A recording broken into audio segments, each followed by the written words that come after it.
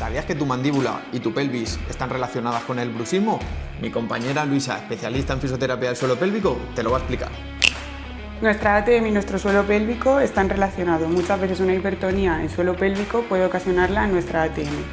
Un tratamiento multidisciplinar siempre será más efectivo. Así que no lo dudes, coge consulta en Sanum para que podamos ayudarte en tu problema.